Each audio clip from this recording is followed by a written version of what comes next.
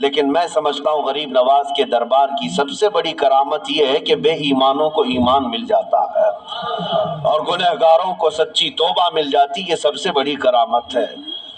عزیزان گرامی وقار، آپ کا آنا ہندوستان اس طرح سے نہیں ہے جیسے بادشاہ لوگ یہاں پر آئے، تیمور آیا یا پھر علاء الدین خلجی کی بات ہے، احمد شاہ ابدالی کی بات ہے، جن کے ذکر سے لوگ آج پریشان بھی ہوتے ہیں۔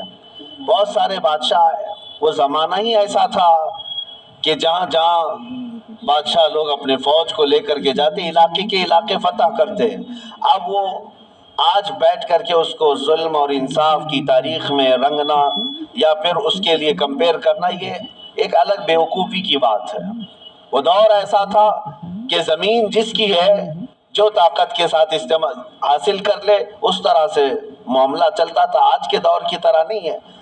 جبکہ یہاں ہندوستان کے جو راجے مہاراجے تھے تو کیا وہ ماں کے پیٹ سے زمین لے کر کے آئے تھے؟ وہ بھی قبضہ ہی کیے تھے، ادھر ادھر جاتے تھے اپنی فوج کو لے کر کے، جتنا حصہ ان کے حصے میں آ جاتا اس پر قبضہ کرتے تھے۔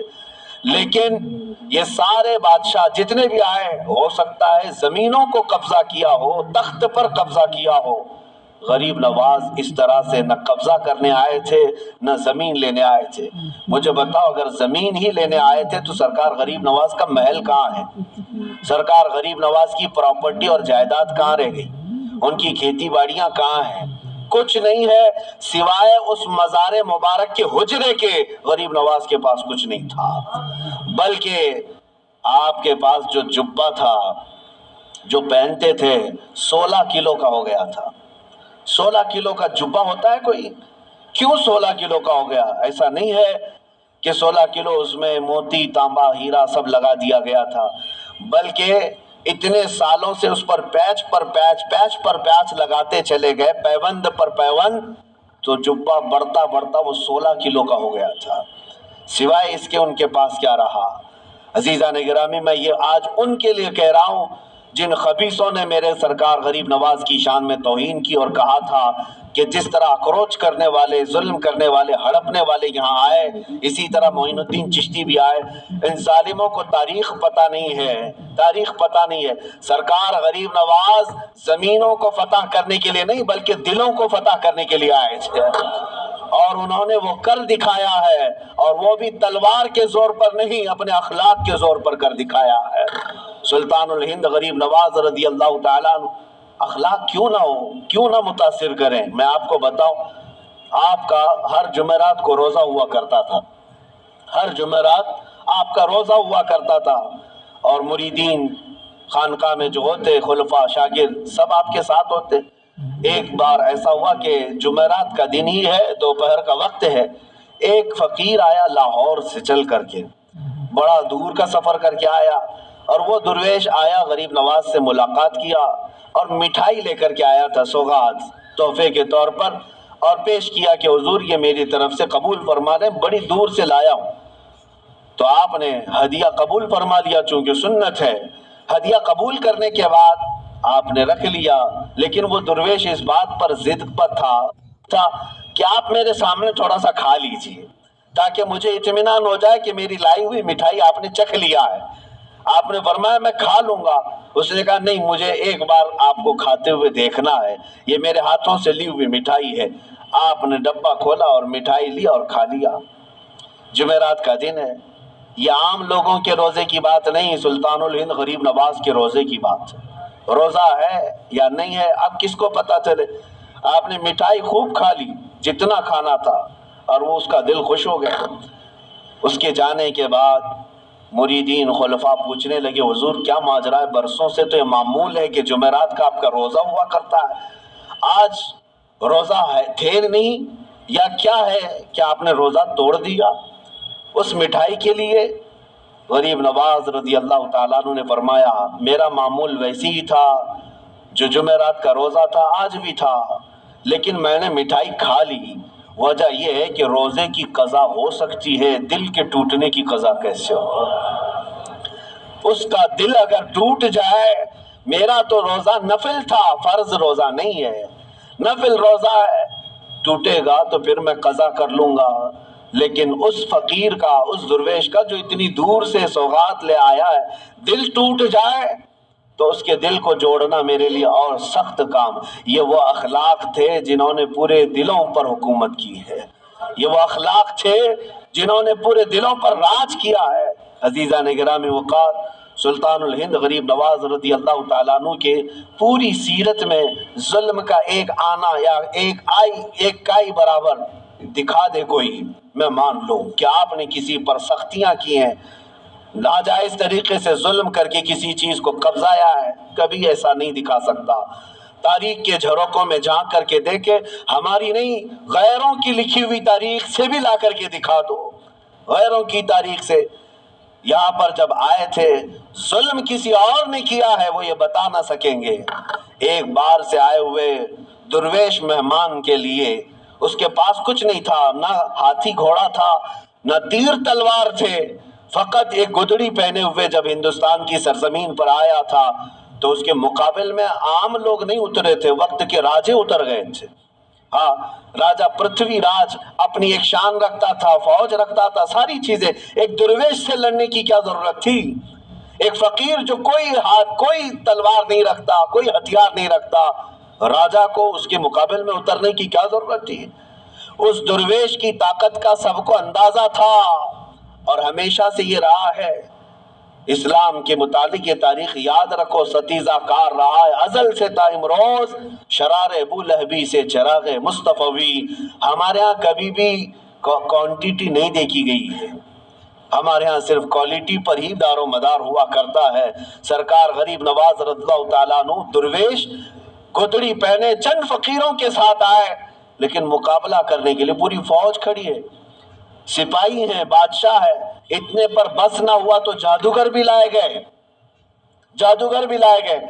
انا ساگر کا وہ مقام آج بھی موجود ہے، سب سے پرانے مندروں میں وہاں پر ایک جادوگر بھی رہا کرتا تھا جو کبھی باہر بھی نہیں آیا تھا۔ اور اس کے بعد جب اس تک بادشاہ راجہ کی یہ بات پہنچائی گئی کہ ایک درویش ایسا آیا ہے جو چمتکار پہ چمتکار کرتا ہے اور لوگ اس کے دیوانے ہوتے چلے جا رہے ہیں، آپ کچھ اس کی روک تھام کے لیے کریں۔ اس نے تقریباً 300 یا 500 پجاریوں کو بلایا، سب کو منتر دیے، کہا کہ ہم اس کا مقابلہ کریں گے۔ یہ میں آپ سے اس لیے عرض کر رہا ہوں کہ ہمیشہ تاریخ کو یہ دیکھتے آئیں، حق و باطل کا مقابلہ، اور اللہ تبارک و تعالی حق کو ہمیشہ غالب رکھتا ہے۔ ایک درویش کے مقابل کے لیے 300 یا 500 لوگوں کو منتر دیے گئے، پڑھائے گئے، ٹریننگ کی دی گئی، اور اس کے بعد اسی پہاڑی کے دامن میں آپ کو بلایا گیا۔ آپ کے آنے سے پہلے وہ سب لوگوں نے دیکھا نہیں تھا کون آنے والا ہے، عام مقابلوں کی طرح اس مقابلے کے لیے بھی تیار تھے، جادو ٹونے کے ذریعے سے آنے والا کون ہے کسی کو پتہ نہیں تھا۔ لیکن جب سلطان الہند غریب نواز عطائے رسول ہیں، چہرے پر میرے مصطفیٰ کی وجاہت موجود ہے، نور ٹپکتا تھا پیشانی پر۔ جب آپ تشریف لائے، جب وہاں پہاڑیوں کے دامن میں قریب آئے تو بڑے سادھو نے کہا کہ اپنے منتر پڑھنا شروع کر دو تاکہ اس پر اب اثر شروع ہو جائے۔ عجیب حالت ہے کہ ہم نے تاریخ میں دیکھا کہ وہ 300 کے 300 دوڑتے ہوئے گئے، لا الہ الا اللہ، لا الہ الا اللہ، لا الہ الا اللہ، یہ کرتے ہوئے ان کے قریب آئے، اور اس کے بعد سرکار غریب نواز رضی اللہ تعالیٰ عنہ کے قدموں میں وہ گرے۔ آپ نے سب کو اٹھایا جو برسوں سے کسی جاپ میں تھے لیکن وہ مریدین کے حلقے میں شامل ہوئے۔ اس وقت جو بڑے بڑے لوگ جادو والے تھے انہوں نے یہ اعلان کیا کہ یہ جادوگر نہیں ہے جس سے ہم مقابلہ کر رہے ہیں، جادو کا معاملہ الگ ہوتا ہے، اس کے پاس جو زبان ہے وہ کوئی اور ہے جو دلوں کو بھی خرید لیا کرتی ہے۔ عزیزان گرامی وقار، مقابلے تو ہوتے رہے، وہ تنہا رہے، لیکن اللہ رب العزت کی ذات پر توکل اور یقین ایسا تھا۔ آپ کو میں ایک بات بتاتا ہوں، یہ وہ دور تھا جب آپ ہندوستان آ رہے تھے، شہاب الدین غوری اس نے کئی مرتبہ حملے کیے تھے پرتھوی راج کے ساتھ اور کئی راجاؤں کے ساتھ، لیکن شکست کھا کر کے جاتا تھا۔ آپ سرکار غریب نواز تشریف لا رہے تھے، وہ شکست کھائے ہوئے جا رہا تھا، تو نظر پڑی یہ فقیروں کے قافلے پر کہ یہ کہاں جا رہے ہیں، تو سرکار غریب نواز نے پیغام بھیجا بادشاہ وقت کو، اور اس کے سپاہی ہاتھی گھوڑے ہتھیار سب لے کر جا رہے ہیں۔ آپ نے پیغام یہ بھیجا کہ ہم ہندوستان فتح کرنے جا رہے ہیں. کون لوگ؟ 8 فقیر لوگ. سرکار غریب نواز یہ کہہ رہے ہیں کہ ہم ہندوستان فتح کرنے جا رہے ہیں، اور ادھر کی فوج شکست کھا کر جا رہی ہے پورے ہاتھی گھوڑے ہتھیار کے ساتھ. تو وہ ایک کہا لگایا کہ یہ گدڑی پہنے ہوئے درویش بات کر رہے ہیں ہندوستان فتح کرنے کی، کیا دیکھتے نہیں ہمارے پاس کتنی بڑی فوج ہے، کتنی بڑی طاقت ہے، کیا کیا ہتھیار سے ہم لیس ہیں. تو سرکار غریب نواز نے فرمایا بات یہی ہے، فرق یہی ہے کہ تم جب بھی جاتے ہو یہ ہاتھی گھوڑے اور ہتھیاروں پر بھروسہ کر جاتے ہو، معین الدین اللہ کے بھروسے جا رہا ہے، اللہ ہمارے ساتھ ہے. اور تاریخ نے آج دیکھ لیا جو اللہ پر توکل کر کے آیا تھا، 800 سال گزر گئے، کرسی ابھی ہلنے کا نام نہیں لیتی. آج تک وہ حکومت قائم ہے، دلوں پر قائم ہے، دلوں پر قائم ہے. عزیزان گرامی وقار، ہم تو ہم ہیں، غیر بھی ان کو سلطان الہند کہتے ہیں. آج سرکار غریب نواز رضی اللہ تعالیٰ عنہ کی عظمت کو آج تسلیم کرتے ہیں. میں جو بات عرض کر رہا تھا وہ یہ ہے، مقابلے کیوں نہ ہوں گے؟ ہر طرح سے ظلم کے ساتھ آپ کو شکست دینے یا ہٹانے کی کوششیں ہر لمحہ ہوئی، لیکن ایک درس ملتا ہے آپ کی زندگی سے، ایک درس ملتا ہے، چاہے اندھیرا کتنا بھی آ جائے صبح تو ہونا ہے، رات کتنی کالی کیوں نہ ہو جائے سورج کو نکلنا تو ہے ہی ہے. اس لیے میرے عزیزوں، زندگیوں میں اگر کبھی کٹھنائیں آئیں، مصیبتیں آئیں، مشقتیں آئیں، تو ایسا نہیں کہ زمین چھوڑ کر بھاگ جائیں یا ہا ہو کر کے اپنے آپ کو بے قابو کر لیں، بے صبرا پن دکھائیں. نہیں، تھوڑی دیر انتظار کریں. اللہ کریم اپنے بندوں کو آزماتا ہے، اور جو استقامت کے ساتھ جمے رہتے ہیں پھر اپنی مدد بھی نازل فرماتا ہے، مدد بھی نازل فرماتا ہے. آپ کیا سمجھتے ہیں کہ سرکار غریب نواز جیسی آئے سب کرامتوں سے سب کچھ حل کرتے چلے گئے؟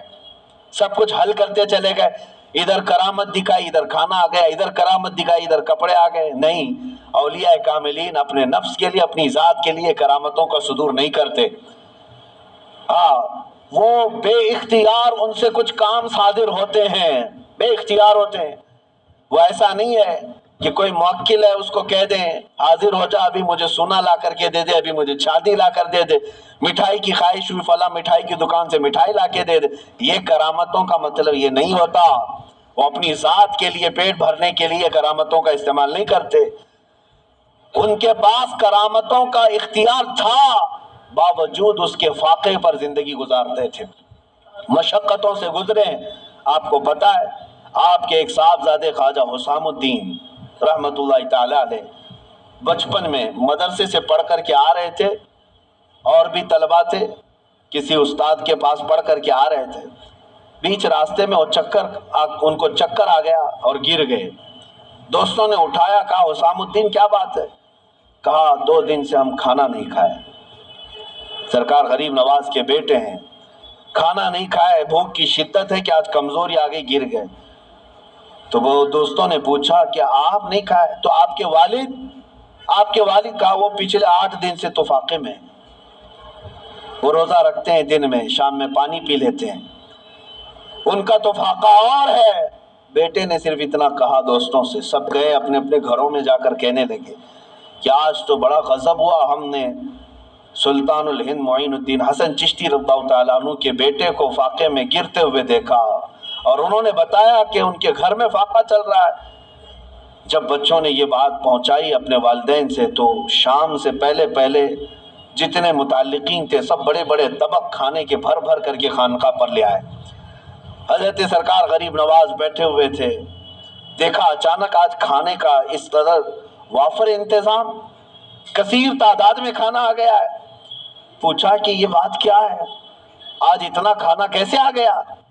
لوگوں نے کہا کہ حضور آپ نے کبھی اشارہ تک نہیں کیا کہ آپ کے گھر پہ فاقہ ہے، ہم غریبوں کو آپ حکم فرما دیں ہم اپنی جان حاضر کر دیں، کیسے تم لوگوں کو کس نے بتایا؟ سرکار غریب نواز نے پوچھا تو لوگوں نے کہا آج حضرت آپ کے صاحبزادے حسام الدین چکرا کر گر گئے تھے. پوچھا ہمارے بچوں نے تو انہوں نے بتایا کہ آپ پچھلے 1 ہفتے سے فاقے میں ہیں اور وہ کمزوری کی وجہ سے گر گئے تھے. حضرت خواجہ غریب نواز رضی اللہ تعالیٰ عنہ کھانا تو کھا لیے، ان کے ساتھ بیٹھ کر کے کھائے، اور اس کے بعد اپنے گھر پر آئے. بلائے حسام الدین کہاں ہیں؟ بیٹا سامنے آیا، کہا اب میری نظروں سے تم ہمیشہ کے لیے دور ہو جاؤ، اس لیے کہ یہ فاقہ میں دنیا کے لیے نہیں میرے رب کی رضا کے لیے کرتا تھا، اور جو میرے اور میرے رب کے راز کو باہر لوگوں میں افشا کرے میں اسے اپنے چھت کے نیچے نہیں دیکھنا چاہتا۔ یعنی اس بات سے آپ اندازہ لگائیں کہ یہ نہیں ہے کہ کرامتوں کے ظہور اور صدور سے طبق کے طبق وہ کھانے اتروائیں، اگر وہ چاہتے تو یقیناً اللہ ضرور دیتا، وہ سونے چاندی کے قلعے کیے ہوئے محل میں رہ سکتے، لیکن اولیاء کاملین پہلے سٹرگل کرنا سکھاتے ہیں، مشقتوں کا سامنا کرنا سکھاتے ہیں، کیونکہ سنت مصطفیٰ یہی ہے، نبی پاک صلی اللہ تعالی علیہ وسلم کی سنتیں یہی ہیں۔ آج تھوڑی سی مصیبتوں پر ہم گھبرا کر کے واویلا مچاتے ہیں، حالات خراب ہیں، ادھر جاؤ ادھر جاؤ۔ ہوا کیا تمہارے ساتھ آج؟ کس نے تمہیں آج آزمایا ہے؟ وہ تلواروں کے نیچے بھی سجدے نہیں چھوڑتے تھے، آج تمہیں کون ہے جو اذانوں سے روکتا ہے؟ کون ہے تمہیں مسجدوں میں جانے سے روکتا ہے؟ کوئی نہیں روکتا۔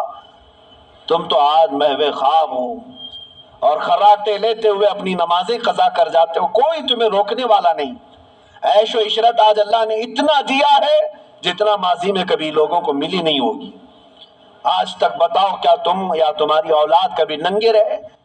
کیا کوئی رات ایسی ہو کہ مجبوری کی وجہ سے یا بے سر و سامانی کی وجہ سے تم بھوکے سو گئے ہو؟ نہیں، اپنی پسند سے ہو سکتا ہے کوئی بھوکا سو جائے، لیکن غربت کی وجہ سے بھوکا سوئے کوئی آج بہت مشکل نظر آتا ہے۔ سب کو اللہ آج کھلا رہا ہے، سب کو پلا رہا ہے، سب کو پہنایا ہے، ساری نعمتیں ہمارے پاس ہیں، لیکن اسلام کو جو ہم نے اجنبی بنا رکھا ہے اپنے گھروں میں، یہ بہت حیرت کی بات ہے، یہ بہت حیرت کی بات ہے۔ جس اسلام کا نام ہمیں عزت دیتا ہے، جس مصطفیٰ کی نسبت ہمیں عزت دیتی ہے، اسی اسلام کو ہم نے آج اجنبی بنا کر رکھا ہے۔ اجنبی کا مطلب کیا ہے؟ ہم اسلام زندہ باد، اسلام زندہ باد کے نعرے سڑکوں پر لگا سکتے ہیں، اپنے گھر میں لگاؤ، اپنے گھر میں اسلام کو زندہ کر کے دکھاؤ۔ تم اپنی بیٹیوں پر اسلام کو پسند کرتے ہو؟ کیا تم اپنی بیویوں پر، اپنی بہنوں پر اسلام کو پسند کرتے ہو؟ اگر اسلام کو پسند کرتے تو ان کا حجاب کیوں آج نکل گیا؟ ان کا پردہ کیوں نکل گیا؟ گویا کہ ہم اسلام کو صرف مسجدوں میں پسند کرتے ہیں، باہر شادی محل میں جا کر کے دیکھیں، ہال میں، وہاں کوئی اسلام نہیں ہے۔ اسلام کو پسند ہی نہیں کرتا مسلمان، اجنبی بنا رکھا ہے۔ اپنے برتنوں پر، اپنے دسترخوانوں پر کیا اسلام کو پسند کرتے؟ اگر تمہیں اپنے کھانے میں بھی اسلام پسند تھا تو یہ کیا ہے کھڑے کھڑے قطاروں میں جو کھاتے ہیں؟ کیا یہی اسلام ہے؟ اگر تمہیں اپنے لباس میں اسلام پسند تھا تو ذرا اپنے اوپر جھانک کر کے دیکھ لیتے، اپنے چہرے پر اگر اسلام پسند تھا آئینے میں جا کر دیکھ لیتے۔ ہم نے خود اجنبی بنا دیا ہے اسلام کو اپنے گھروں میں، اور ہم بات کرتے ہیں اسلام کے لٹنے کی، کہ اسلام کو فلاں لوٹ رہا ہے، اسلام کے اوپر فلاں جو ہے ظلم کر رہے ہیں۔ خود اپنوں کا جو ظلم ہے اس کا کیا ہے؟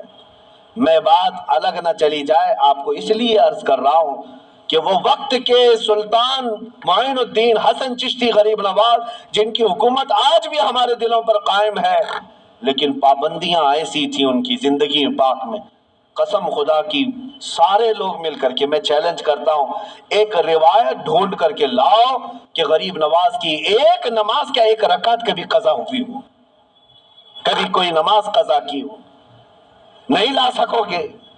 ان کی زندگی بھر کی عبادتیں، اور پھر حد تو یہ ہے، میں نے ایک بات پڑھی تھی مجھے بہت حیرت ہوئی، رجب المرجب کے یہی 6 تاریخ کو آپ کا عرس مبارک ہے، پہلی رجب کو آپ اپنے خانقاہ میں اندر چلے گئے تھے، حجرہ بند کر لیا تھا، کھڑکیاں بھی بند، کسی کو اندر آنے کی اجازت نہیں تھی، آپ اکیلے تھے، اور اللہ اللہ اللہ کی آوازیں آتی رہی۔ 6 رجب تک لوگ دن رات آوازیں سنتے تھے باہر سے، اور 6 رجب کے عین دوپہر کے وقت آواز بند ہو گئی، آواز رک گئی۔ اب میں آپ سے پوچھتا ہوں کہ ایک کمرہ پورا چاروں طرف سے بند ہو، کھڑکیاں بھی بند ہیں، دروازے بھی بند ہیں، اندر کیا حال ہوگا؟ گرمی کا حال یا پسینے کا حال کیا ہو سکتا ہے؟ کوئی ہوا کا انتظام نہ ہو، آپ اندازہ کر سکتے ہیں۔ لیکن جب آواز بند ہوئی تو خلفاء و مریدین نے کافی انتظار کے بعد دروازہ توڑ دیا۔ انہیں ایسا لگا کہ شاید آپ کے ساتھ کچھ ہو نہ گیا۔ دروازہ توڑ دیا تو دیکھا آپ چارپائی پر لیٹے ہوئے ہیں اور آپ کی روح قبض انصری سے پرواز کر چکی، آپ کا وصال ہو چکا۔ لیکن اندر آتے ہی جیسے ہی مریدین کی نظر پڑی، پیشانی پر لکھا ہوا تھا ھذا حبیب اللہ مات فی حب اللہ، یہ اللہ کا حبیب ہے، اللہ کی محبت میں چلا گیا ہے۔ جو بات میں عرض کرنے جا رہا تھا وہ یہ ہے، دیواروں پر دیکھا گیا آپ کی سانسیں جو نکلتی تھی، آپ کی سانسیں نکل کر کے جو بھاپ بنتی تھی، دیواروں پر وہ پسینہ جمع تھا شبنم کی طرح سے، لیکن اس پسینے کے قطروں کو دیکھا گیا غور سے تو ہر قطرے سے لا الہ الا اللہ لکھا ہوا نظر آتا تھا۔ سانسیں جو نکلتی ہیں جہاں جا کر جم جائیں اس میں بھی ذکر الہی موجود ہے۔ عزیزان گرامی وقار، جن کی عبادتوں کا اور ریاضتوں کا یہ حال ہو تو کیا رب تبارک و تعالیٰ انہیں یہ مقامات علیہ نہیں عطا فرمائے گا؟ یقیناً کرامات اپنی جگہ پر، لیکن جو انہوں نے سٹرگل کیا اپنی زندگی میں، مشقتیں اٹھائی ہیں، جو عبادات اور ریاضات کے ذریعے سے انہوں نے اپنے نفس کو مارا ہے، وہ بھی تو ہمارے لیے درس ہے آج، وہ بھی تو ہمارے لیے درس ہے۔ ایک روپیہ یا ایک سکہ کسی کا حرام کا آپ کی خانقاہ تک آپ نے کبھی آنے نہیں دیا، کبھی آنے نہیں دیا، یہاں تک کہ نظر و نیاز جو آتے اس کو خیرات کر دیتے تھے۔ جب اپنے آپ کو اس طرح بچا لیا جائے تو مقامات بلند عطا ہوتے ہیں۔ آج سلطان الہند غریب نواز کے عرس کا مقصد صرف یہ نہیں ہے کہ آپ جائیں اور ایک چادر چڑھا دیں، مہنگی پھول چڑھا دیں، اس غریب نواز کو ہماری چادروں کی کوئی ضرورت ہی نہیں۔ اللہ نے جنتی چادر انہیں پہلے سے پہنایا ہوا ہے، وہ جنتی جوڑے میں ملبوس ہیں۔ ہاں یہ اور بات ہے کہ ہم عظمت شان کے لیے چادر پیش کرتے ہیں، ان کی شان و شوکت اور ان کی رفعت کے لیے پیش کرتے ہیں، یہ اور بات ہے، میں اس کا منکر نہیں ہوں۔ لیکن اگر تم یہ سمجھتے ہو کہ چادر پیش کرنے کے بعد ہی میری ذمہ داری ختم ہو گئی، یہ تمہاری خام خیالی ہے۔ اصل مسئلہ ان کے دربار میں چادر پیش کرنے کا نہیں، اصل مسئلہ یہ ہے جاؤ تو اپنا دل ان کے قدموں میں رکھ کر کے آ جاؤ اور عرض کرو کہ اب میں زندگی اپنی مرضی سے نہیں، آپ کے اشاروں سے جینا چاہتا ہوں۔ آپ کو پتہ ہے آپ جب سفر سے آ رہے تھے مدینہ طیبہ سے اجمیر، بیچ میں ایک علاقہ آتا ہے سبزوار، یہ آج کے ایران میں ہے، اور وہاں پر آپ کا قیام ہوا ایک باغیچے کے پاس، ایک باغیچے کے پاس، اور وہ بہت خوبصورت باغیچہ تھا، اس کے اندر ایک حوض تھا۔ یہ باغیچہ اور حوض وہاں کے حاکم کا تھا، اس وقت کا جو حاکم تھا، بڑا ظالم آدمی، لوگوں کا مال اتنا لوٹتا تھا کہ لوگ پریشان تھے، ہفتہ وصولی والا سسٹم، اور پھر اسی کا اس کا ایسا ظلم تھا کہ کوئی باغیچے میں اجنبی نہ آئے۔ اتفاق ایسا کہ سرکار غریب نواز وہیں پر قیام کیے اور آپ کی نماز کا وقت آیا تو اس حوض سے آپ وضو کرنے چلے گئے، تو وہاں پر جو پہرے دار تھے انہوں نے کہا، منع کیا کہ یہ حاکم سبزوار کا ہے، آپ مت آئیے، اگر اس کی نظر پڑ گئی تو بہت سختیاں کرے گا۔ حضرت سرکار غریب نواز نے فرمایا، میں عبادت اللہ کی کر رہا ہوں اور اللہ میرے ساتھ ہے۔ بس آپ نے وضو فرمایا، ابھی وضو کر ہی رہے تھے کہ وہ حاکم باغیچے میں داخل ہو گیا، جیسی آیا اور چیختا چلاتا کہ ایک اجنبی میرے آرام گاہ میں کیسے آ گیا ہے اور کیسے یہ حوض میں پانی لے کر کے استعمال کر رہا ہے۔ سرکار غریب نواز نے اس کی طرف کوئی توجہ نہ فرمائی، کوئی توجہ نہیں، وہ دندناتا ہوا قریب آیا، آپ نے پورا وضو فرمایا، وضو کرنے کے بعد اپنے قطرے چھڑک دیے اور پھر اس کی طرف ایک جمالی نظر ڈالی، اور وہ حاکم سبزوار دیکھتا رہ گیا اس حسین صورت کو۔ جو کرنے آیا تھا وہ کچھ اور کام تھا، لیکن قدموں میں گر کر کے توبہ کرنے لگ گیا۔ کہا کہ آپ جس وقت یہاں آئے مجھے پتہ نہیں تھا، لیکن اب جس وقت آپ میرے دل میں آئے ہیں، عزم کرتا ہوں کہ زندگی بھر مجھے اپنے دامن سے دور نہ کریں۔ میرے عزیزو، سلطان الہند کے پاس آئے، لیکن حاکم سبزوار جو تھا غریب نواز کے قدموں میں گر کر معافی مانگا، توبہ کیا، اور اتنا ہی نہیں بلکہ واپس جانے کے بعد زندگی بھر لوٹی ہوئے مال کو سب کے اصل مالکوں تک پہنچایا، سب کو لوٹایا اور اپنا گھر بار بھی بیچ دیا۔ تب سرکار غریب نواز کے پاس آیا، کوئی نظر و نیاز لے کر کے نہیں، کوئی تحفہ تحائف لے کر کے نہیں، بلکہ آیا اور کہا اب آپ کا یہ غلام سب دے کر کے آیا ہے، سوائے دل کے اب کچھ نہیں رہ گیا، وہ میں آپ کے پاس لے آیا ہوں۔ سلطان الہند غریب نواز نے قبول فرمایا، بیعت ارادت میں ہی نہیں بلکہ اپنے عظیم خلفوں میں اس کو شامل فرمایا، خلافت عطا کی۔ بعد میں تاریخ میں موجود ہے سبزہ وار کے اللہ تبارک و تعالیٰ نے سبزہ وار کے ان کو قطب بنایا، اپنے وقت کے قطب تھے، کہاں ظلم و ستم کی داستان رکھنے والا، کہاں قدموں میں آ کر کے دل دینے والا اللہ کی ولایت کر جاتا ہے۔ میں یہی عرض کرنا چاہتا ہوں، تم تحفے تحائف اپنی جگہ پر، جاؤ اپنا دل قدموں میں رکھ کر کے آؤ، عرض کرو کہ سرکار مجھے اپنے ساتھ لے لے، آپ ایک اشارہ فرمائے میرے دل کی اصلاح ہو جائے، پھر اگر غریب نواز قبول فرما لے یقیناً زندگی کی کایا ہی پلٹ جائے گی، ایک نیا انقلاب دیکھنے کو ملے گا۔ اللہ کریم اس آستانے کو سدا سلامت رکھے، اجمیر معلیٰ کے فیوز و برکات اللہ تعالی ہماری نسلوں کو صبح قیامت تک عطا فرمائے۔